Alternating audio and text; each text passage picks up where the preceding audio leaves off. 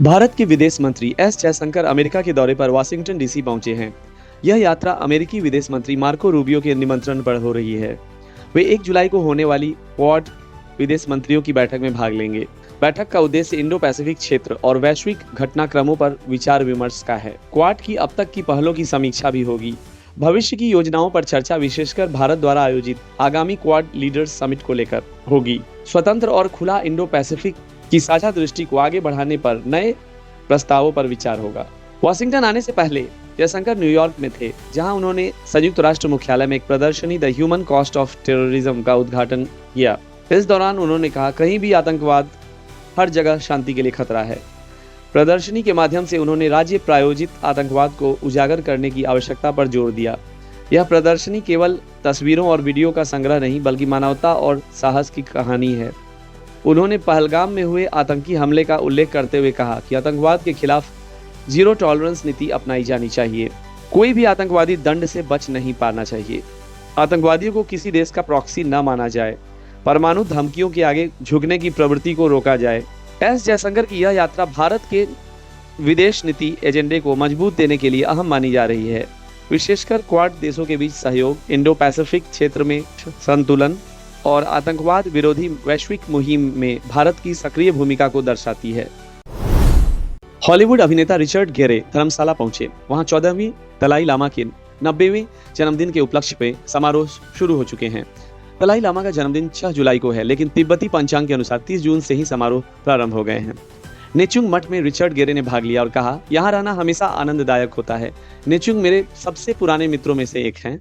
यह मठ मेरे और मेरे बेटे के लिए खास महत्व रखता है। नेचुंग ओरेकल तिब्बती समुदाय के रक्षक देवता माने जाते हैं और एक खास धार्मिक अनुष्ठान में ट्रांस अवस्था में जाकर केंद्रीय तिब्बती प्रशासन सीटीए और उनके नेताओं को आशीर्वाद दिया। सीटीए अध्यक्ष पेनपा त्सेरिंग ने बताया कि जब संकट या अनिश्चितता का समय होता है, तब नेचुंग ओरेकल से मार्गदर्शन लिया जाता है। दलाई लामा ने सार्वजनिक रूप से शांति, करुणा और मानव सेवा के लिए अपने समर्पण को दोहराया। अन्य धर्मगुरुओं के अनुसार स्वामी चिदानंद सरस्वती परमार्थ निकेतन ने कहा, दलाई लामा विश्व के लिए एक आशीर्वाद हैं। उनका संदेश है संघर्ष नहीं, शांति। साध्वी भगवती सरस्वती ने कहा, दलाई लामा ने सिखाया है दुख में भी करुणा और क्षमा को चुनना संभव है। जैन आचार्य लोकेश मुनि ने कहा, धर्म जोड़ने के लिए है, तोड़ने के लिए नहीं। संवाद और समझ ही रास्ता है, युद्ध नहीं। ये सब हमारे अन्य धर्मगुरुओं ने कहा था। आगामी कार्यक्रम इस प्रकार है। 2 से 4 जुलाई को धर्मशाला में अंतर्राष्ट्रीय बौद्ध सम्मेलन, जिसमें विश्व भर से वरिष्ठ भिक्षु और विद्वान भाग लेंगे। 13 जुलाई को नई दिल्ली में इंटरनेशनल बुद्धिस्ट कॉन्फेडरेशन द्वारा विशेष स्मरण समारोह का आयोजन होगा। समापन भाषण में दलाई लामा एक महत्वपूर्ण भाषण देंगे, जिसमें वे तिब्बती पुनर्जन्म परंपरा के भविष्य पर विचार करेंगे। यह कार्यक्रम वैश्विक आध्यात्मिक एकता, करुणा और शांति के संदेश को मजबूत करने की दिशा में एक महत्वपूर्ण पहल माना जा रहा है। मध्य प्रदेश के पीथमपुर कस्बे में स्थित एक डिस्पोजल प्लांट में यूनियन कार्बाइड फैक्ट्री का कुल 337 टन जहरीला कचरा पूरी तरह से नष्ट कर दिया गया है। एक अधिकारी ने सोमवार को इस ऐतिहासिक प्रक्रिया की जानकारी दी।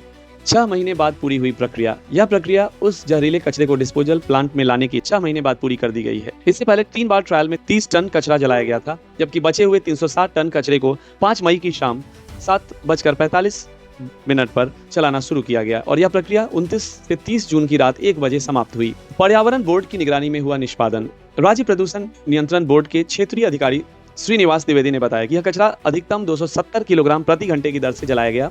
यह प्रक्रिया केंद्रीय एवं राज्य प्रदूषण नियंत्रण बोर्ड के तकनीकी विशेषज्ञों की निगरानी में हुई। लोगों की सेहत पर कोई असर नहीं हुआ। द्विवेदी ने बताया कि हमें प्रक्रिया के दौरान आसपास के क्षेत्रों में रहने वाले लोगों की सेहत पर कोई प्रतिकूल प्रभाव की सूचना नहीं मिली। बची हुई राख और अन्य अवशेषों को सुरक्षित रूप से पैक करके प्लांट के लीक प्रूफ शेड में रखा गया था। इन अवशेषों को वैज्ञानिक विधि से जमीन में दफनाने के लिए विशेष लैंडफिल सेल बनाए जा रहे हैं, जो नवंबर तक पूरे होने की उम्मीद है। बता दें कि यह 2 से 3 दिसंबर 1984 की रात यूनियन कार्बाइड की एक कीटनाशक फैक्ट्री की बेहद जहरीली गैस मिथाइल आइसोसाइनेट MIC का रिसाव हुआ था। यह दुनिया की सबसे भीषण औद्योगिक त्रासदियों में से एक थी, जिसमें कम से कम 5479 लोगों की मौत हुई थी और हजारों लोग विकलांग हो गए थे। दिल्ली में प्रदूषण रोकने के लिए बड़ा नियम आज से लागू। नया नियम क्या है? 15 साल से पुरानी पेट्रोल गाड़ियां और 10 साल से पुरानी डीजल गाड़ियां अब दिल्ली में किसी पेट्रोल पंप से ईंधन नहीं भरवा सकेगी। ये कैसे लागू किया जाएगा? ये पेट्रोल पंपों पर ANPR system, automatic number plate recognition, लगाया गया है। यह सिस्टम गाड़ी की उम्र पहचान लेगा और अगर नियम तोड़ा तो ईंधन नहीं मिलेगा, गाड़ी जब्त भी हो सकती है और चालान भी काटा जाएगा। यह नियम दिल्ली में प्रदूषण कम करने के उद्देश्य से लागू किया गया है। अगर आपके पास पुरानी गाड़ी है तो सावधान रहें, अब पेट्रोल और या डीजल मिलना बंद हो सकता है। एलन मस्क ने अमेरिका के पूर्व राष्ट्रपति डोनाल्ड ट्रंप के टैक्स बिल को मिडिल क्लास के लिए विनाशकारी बताया है। उन्होंने इसे अमेरिका के भविष्य और तकनीकी विकास के खिलाफ बताया। मस्क की मुख्य आपत्तियां। मस्क के अनुसार इस बिल से लाखों नौकरियां खत्म हो जाएंगी। मस्क के अनुसार इलेक्ट्रिक वाहनों और नवीनीकरण ऊर्जा क्षेत्र को भारी नुकसान होगा। उनके अनुसार सोशल सिक्योरिटी नेटवर्क जैसे मेडिकेड, फूड स्टैम्प को कमजोर करेगा। यह बिल देश को $5 ट्रिलियन के नए कर्ज की ओर ले जाएगा। बिल 940 पेजों का है। बिल में सामाजिक कार्यक्रम में कटौती है, रक्षा और सीमा सुरक्षा पर बड़ा खर्च है, बॉर्डर वॉल विस्तार के लिए $46 बिलियन है, डिटेंशन बेड्स के लिए $45 बिलियन, आईसी अधिकारियों की भर्ती के लिए बोनस सहित 10,000 पद, हर साल 10 लाख प्रवासियों के डिपोर्टेशन का टारगेट। मस्क ने कहा, यह बिल अतीत की इंडस्ट्रीज को फायदा देता है और भविष्य की टेक्नोलॉजी को बर्बाद करता है। मिडिल क्लास पर यह सीधा हमला है और यह अमेरिका को कर्ज की गुलामी में डाल देगा। पहले मस्क ने इसे नफरत से भरा और शर्मनाक बताया था। कहा था जो लोग इसके पक्ष में वोट करेंगे उन्हें शर्म आनी चाहिए। एलन मस्क ने ट्रंप के इस टैक्स बिल को देश की अर्थव्यवस्था, तकनीकी भविष्य और आम नागरिकों के लिए बेहद खतरनाक बताया है। उनका विरोध अब केवल आलोचना तक नहीं बल्कि नई पार्टी बनाने की चेतावनी तक पहुंच चुका है। अगर यह बिल पास होता है तो अमेरिकी राजनीति में बड़ा बदलाव आ सकता है। एलन मस्क ने कहा है कि ये बिल अगर पास होता है तो अगले ही दिन अमेरिका पार्टी नाम से नई राजनीतिक पार्टी शुरू करूंगा। उन्होंने कहा कि अमेरिका को डेमोक्रेट्स और रिपब्लिकन के एक तरफा सिस्टम से बाहर निकलने की जरूरत है। मस्क के अनुसार यह एक पॉर्क पिग पार्टी बन गई है, न कि जनता के हितों वाली पार्टी। पहले मस्क ट्रंप के सलाहकार और समर्थक थे। अब मस्क का कहना है, मेरे समर्थन के बिना ट्रंप चुनाव हार जाते। ट्रंप ने कभी मस्क को असभ्य कहा तो कभी स्मार्ट और शानदार भी। एलन मस्क अब केवल बिजनेस लीडर नहीं बल्कि राजनीतिक विकल्प देने की तैयारी में है। अगर ट्रंप का प्रस्तावित बिल पास होता है तो अमेरिका में तीसरी बड़ी पार्टी की शुरुआत हो सकती है, यानी अमेरिका पार्टी। यह घटनाक्रम अमेरिका की राजनीति में एक महत्वपूर्ण मोड़ ला सकता है। वरिष्ठ अभिनेता जैकी श्रॉफ ने अनुपम खेर द्वारा निर्देशित आगामी फिल्म तन्वी द ग्रेट के ट्रेलर को लेकर अपनी भावनात्मक प्रतिक्रिया साझा की।